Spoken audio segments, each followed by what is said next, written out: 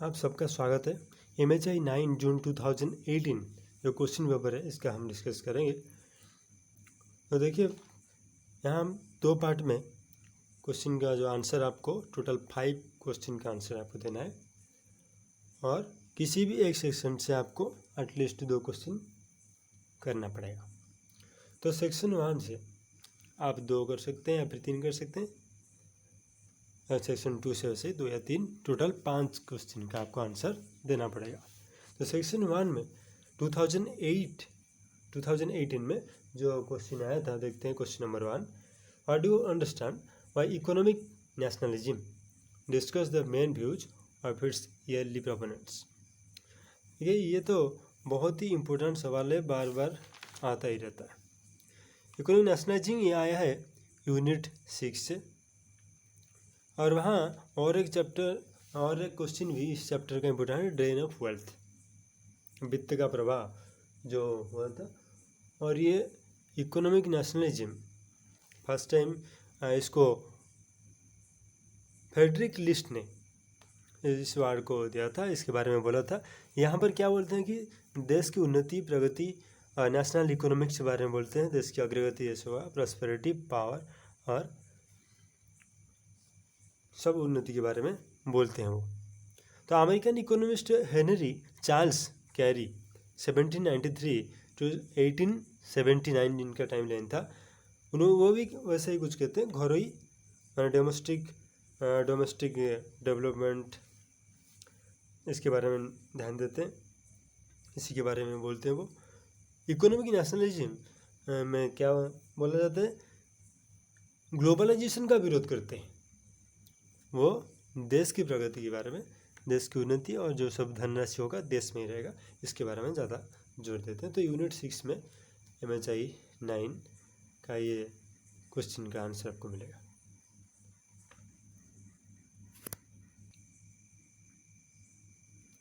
तो यूनिट 6 से ये आपको मिल जाएगा। तो नेक्स्ट क्वेश्चन है, right A note on the views of subaltern studies.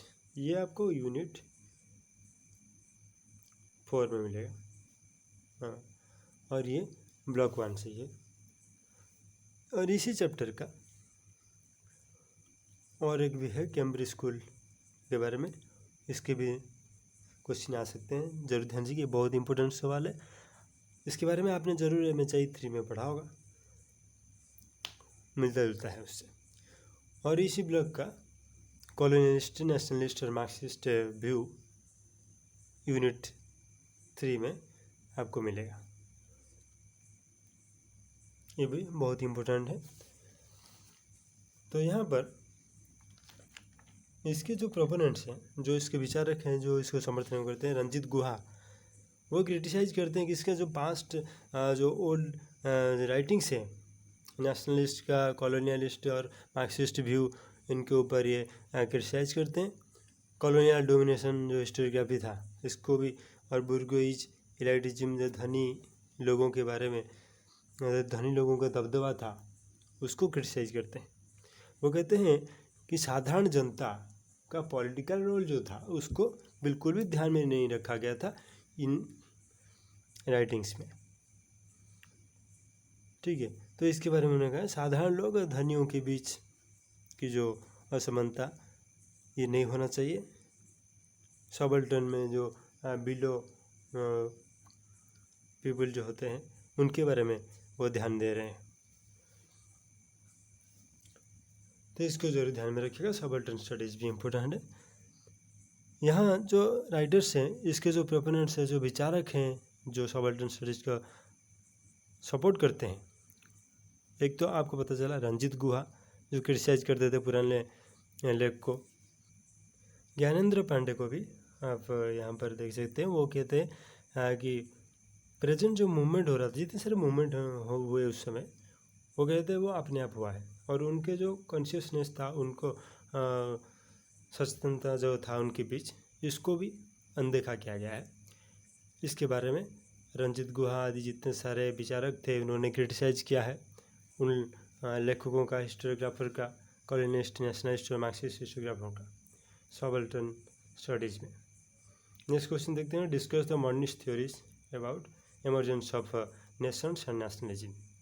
तो मॉडर्निस्ट थ्योरी में क्या कहते हैं, मॉडर्नाइजेशन टोटल जो होता है इंडस्ट्री, बिजनेस, एजुकेशन, लिटरेसी, इन सभी के बारे में यहाँ पर कहा जाएगा कि लिटरेसी रेट बढ़ना चाहिए, एजुकेशन का डेवलपमेंट होगा, साधारण लोगों का पार्टिसिपेशन होगा, इसके बारे में उन्होंने कहा है। तो अर्नेस्ट गार्नर ये इसके सपोर्टर थे, इन्होंने इसके बारे में कहा है जोर देकर।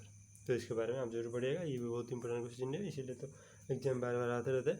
नेक्स्ट देखते हैं Khilafat movement and its role in non cooperation movement. इसके बारे में आप जरूर जानते होंगे क्योंकि आप किसी भी एग्जाम दो ये आता है। तो खिलाफत मूवमेंट और नॉन कॉपरेशन मूवमेंट एक तरह से चलता था to bring the Indian message under the umbrella of national movement. एक छत्ता के नीचे लाने के लिए हिंदू मुस्लिम को यूनिटी लाने के लिए ये जो किया गया था, खिलाफत और नॉन कॉपरेशन मूवमेंट को मर्ज करके एक साथ लेकर जा रहे थे। खलीफा जो थे मुस्लिम जो धर्मगुरु माने जाते थे, उनको हटाने के लिए ऐसा र्यूमर फैल गया था। इसके कारण जो ऑटोमन एम्पायर था, ऑटोमन एम्पायर में इनको हटाने के लिए ब्रिटिश गवर्नमेंट अभी कॉलोनी वहाँ पर भी था, तो ये सोच रहे थे ब्रिटिश शायद इनको हटा देगा खलीफा को उनके पद से, इसीलिए हिंदू जो मुस्लिम थे, भारतीय मुस्लिम इसके खिलाफ आए। अली ब्रदर्स जिसको बोला जाता है the Ali brothers, Mohammad Ali and Shaukat Ali, इसके विरोध में आए। और महात्मा गांधी ने भी इसको सपोर्ट किया, नॉन कॉपरेशन मूवमेंट को इन्होंने भी सपोर्ट किया। तो इस तरह से खिलाफत और नॉन कॉपरेशन मूवमेंट का रोल एक दूसरे के लिए बहुत ही फायदेजनक रहा था और हिंदू मुस्लिम यूनिटी लाने में भी कामयाब रहा। Analyse the achievements of the Congress ministries between 1937 to 39। Congress ministry उस समय जैसे इलेक्शन में कैसे जीता और उसमें क्या क्या अचीवमेंट किया। 1937 में इलेक्शन हुआ था और उस इलेक्शन में वो जीत कितने सारे सीट उनको मिले, कैसे उन्होंने कैंपेन किया, इसके बारे में आपको जानकारी रखनी चाहिए। यूनिट 17 से आपको ये मिलेगा। जो खिलाफत मूवमेंट, नॉन कॉपरेशन मूवमेंट, ये आपको यूनिट 12 में मिलेगा। आपको तो पता ही होगा, फिर भी एक बार बता देते हैं, बहुत ही इजी है ये आपके लिए। तो next question, civil disobedience movement. Civil disobedience movement जो कानून भंग करने की गांधी जी ने जो लवण सत्याग्रह किया था, दांडी मार्च किया था, उससे जुड़ी ये घटना है, ये आपको जरूर मालूम होगा। और हमारे बुक में MHI 9 बुक में ये मिलेगा चैप्टर 15 से। चैप्टर 7 में role of Gandhian movement to bring women into public life.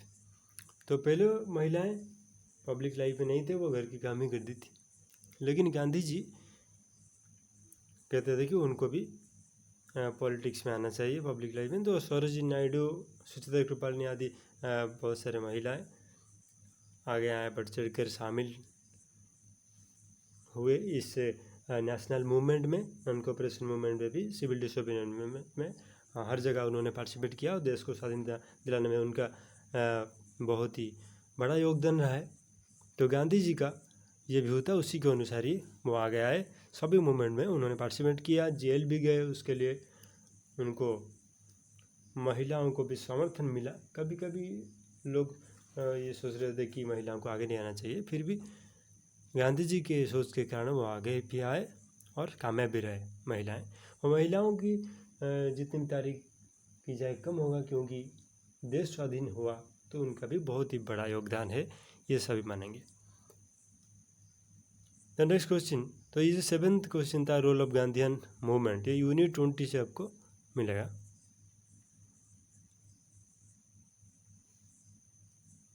और नेक्स्ट क्वेश्चन देखते हैं, फॉर्म्स ऑफ वेरियस ऑब्सर्जेस आफ्टर 1945। 1945 के बाद जितने सारे आंदोलन हुए थे,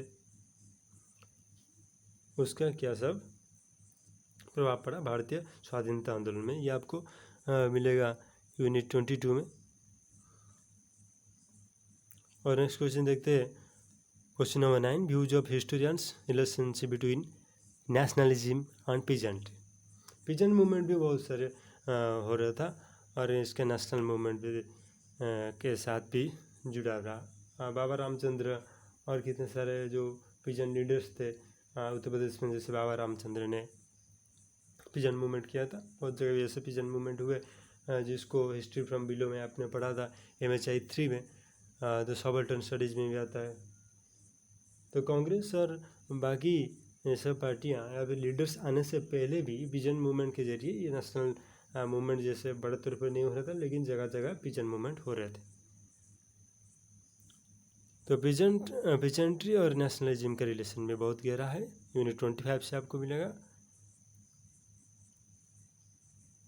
और question number 10, salient features of Indian constitution. ये आपको बहुत ही अच्छी तरह से मालूम होगा, जैसे कि फंडामेंटल राइट्स है, प्रीएम्बल है, फंडामेंटल राइट्स है, fundamental duties, DPSP directive principles of state policy, ये सब सारे जो भी है। और ये इसके सोर्सेस कहाँ से है, कौन कौन से देश के संविधान से इसको लिया गया, कुछ का अमेरिका से, कनाडा से, आयरलैंड से भी, रसिया से भी इसका सोर्स है। तो साइलेंट फीचर्स क्या है इसके बारे में जरूर पढ़िएगा। स्वदेशी मूवमेंट, स्वदेशी आंदोलन जो उसमें हुआ था। तो ये जो क्वेश्चन नंबर 10 का ए, इंडियन कॉन्स्टिट्यूशन का फीचर्स, यूनिट 30 से मिलेगा।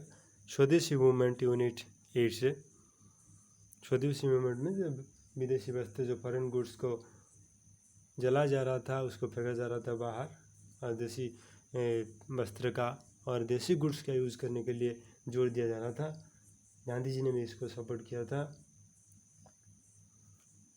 स्वदेशी मूवमेंट, जैसे इंडियन ट्रेडिशनल इंडस्ट्रीज बहुत डिक्लाइन हो गया था, क्योंकि उस समय भारतीय बाज़ार में जो सब फॉरेन गुड्स थे, जैसे ब्रिटिश इंडस्ट्रियलाइजेशन के कारण, इंडस्ट्रियल रिवोल्यूशन के कारण भारत के जो सब रॉ मटेरियल्स थे वो ब्रिटेन जा रहा था, और वहाँ प्रिपेयर होने के बाद प्रोडक्ट, जो सब फाइन प्रोडक्ट आ रहे थे वहाँ से, इसके कारण भारत में हमारे यहाँ जो ट्रेडिशनल इंडस्ट्रीज थे उनको बहुत घाटा हुआ। तो इसके लिए स्वदेशी मूवमेंट की ज़रूरत थी। विदेशी वर्जन कीजिए स्वदेश का, फिर अडॉप्ट कीजिए। अभी भी देखो देश में ऐसा निर्माण करने के लिए भी बात चल रहा है। मोदी जी ने भी कहा है कि देश में बनाए, मेक इन इंडिया भी चल रहा है, आपको सबको मालूम ही है, देश में बनाना चाहिए। तो देश के पैसा देश में ही रहेगा।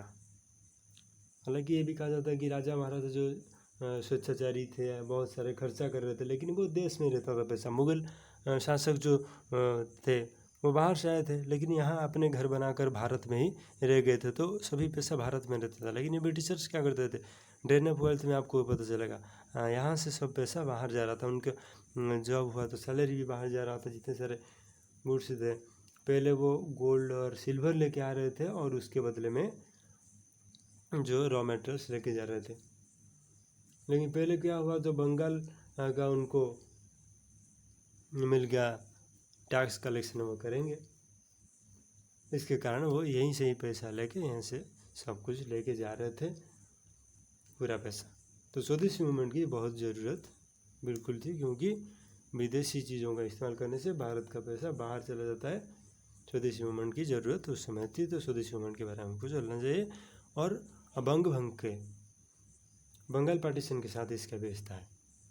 तो Congress approach towards communal problem, communal problem का कांग्रेस का अप्रोच किया था। इसको आपको क्वेश्चन 10C आंसर मिलेगा यूनिट 33 से।